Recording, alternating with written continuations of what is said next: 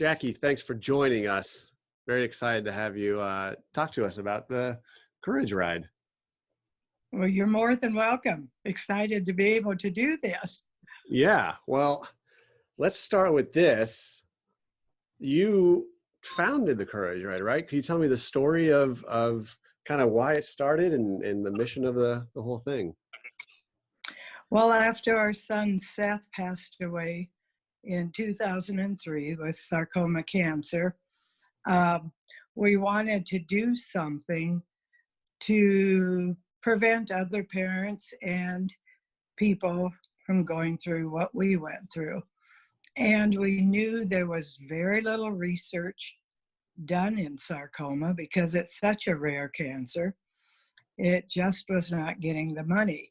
So we thought, let's do something to raise money. And his fiancée, Sarah Aarons, at the time, was very instrumental with helping us with this. Seth and Sarah had both been interns at the Olympic Village there in Colorado Springs in the summer of 2001, it would have been. And that's where they met. Over the years, we would take trips to Colorado in the summer. And we, as a family, loved biking in Colorado. Mm-hmm. And we originally thought a walk or a run. And the Olympic Committee that was even wanting to partner with us at that time and do something out there in Colorado Springs. The more we thought about it, the more we thought, that's not sustainable. After a couple years, they'll have forgotten who Seth was. Mm-hmm. And, nobody out there would really know. So then we thought, let's see if we can do something back home. And we thought everybody does walks, everybody does runs.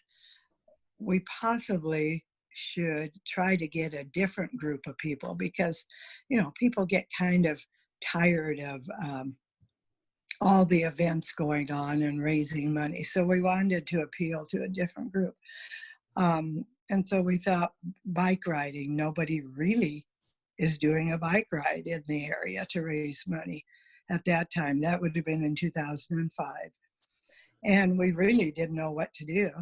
So we reached out to the Bicyclists of Iowa City, and Steve Rudin helped us. He was instrumental in getting us started and actually teaching us what needed to be done. Yeah. And that first year we had 300 participants. We raised $30,000. And we looked for somewhere to send the money. And that was another thing. It was very hard to find where to send the money. And we found Stanford University in California was doing sarcoma research. And we actually found them through the Sarcoma Foundation. And so we sent $25,000 to them. But after that, we thought, we want to keep this local, where we are getting local money. We would like to keep it local, get it back in the community, and actually, help the people who are actually donating for us. And that's when the Houghton Cancer Center at the university, the time was right just to partner with them. Yeah, and were they doing sarcoma research at the time?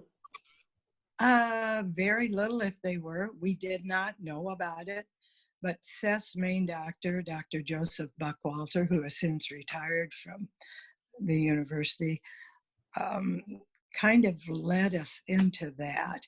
And they had no clinical trials. They really did not have much of anything. And when you interview the doctors, you will be amazed at what is going on there now. Yeah, I just spoke with Dr. Weiner, and I was really taken with both kind of like the general research they're doing, but then also taking how sarcoma cancer is so individualized and how they're looking at it more individualized and retaining samples so they can go back and look at things. Like, it really is very comprehensive.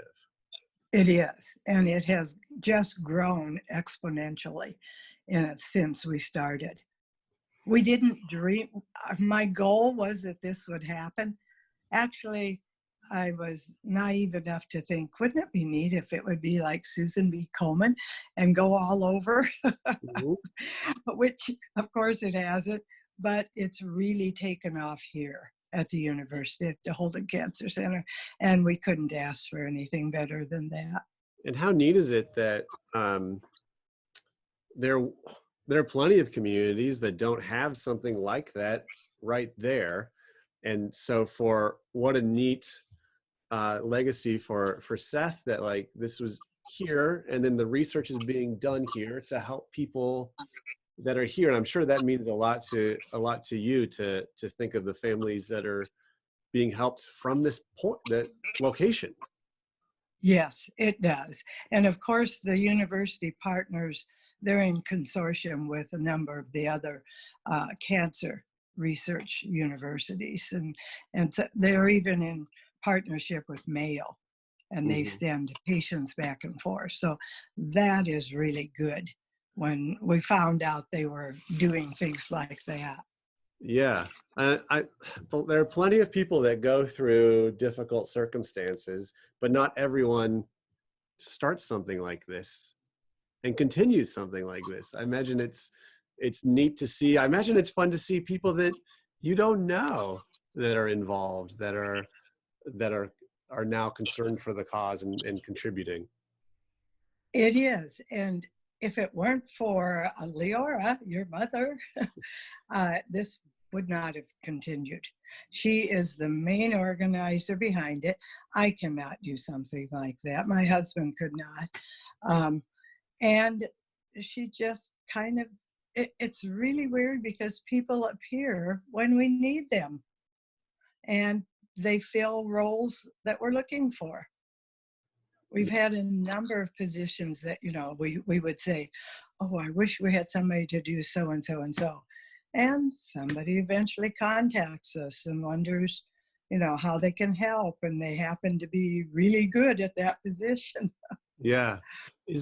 I'm wondering if there is, uh, like you said, you could do a lot of different fundraisers. It could be a banquet. It could be whatever. But I imagine in terms of celebrating a life, that like using your body and being outdoors and like being able to Yes. celebrate life in this way, in this particular way, right? Yes. And we've even had a number of sarcoma cancer patients who have joined and ridden. And one particular year, I'll never forget it. We had a couple ride. The wife was a nurse at the university. She had had her leg amputated, I believe it was a week or two before the ride. Her husband built a special little cart that she could ride in, and he pulled her on our ride that year. I mean, and that's the kind of people we get, and Yeah. we get a lot of people ride it over and over every year. So I'm sure they were rather disappointed this year, but I love the fact that we could do a virtual ride, and it's exciting to see how this works out. Yeah. So what do you want to say to, you have such a unique perspective of both founding the event and then also being so largely affected by the cancer. What do you want to say to people that are participating or contributing or being involved in whatever form? I say a huge thank you because it never would have become this big if it were not for our volunteers, the people on our Courage Ride board. Everything is volunteer. Nobody is paid a dime for all the hours they put in. All of the money raised after expenses of food and whatnot goes straight to the Holden Comprehensive Cancer Center. Um, and we've just been overwhelmed at the research they've been able to do, the trials. There were none when Seth was going through his cancer. There was one protocol, a very, very difficult, years-long chemotherapy that was, I don't know if they even use it anymore. Now there are so many different ways to treat sarcoma.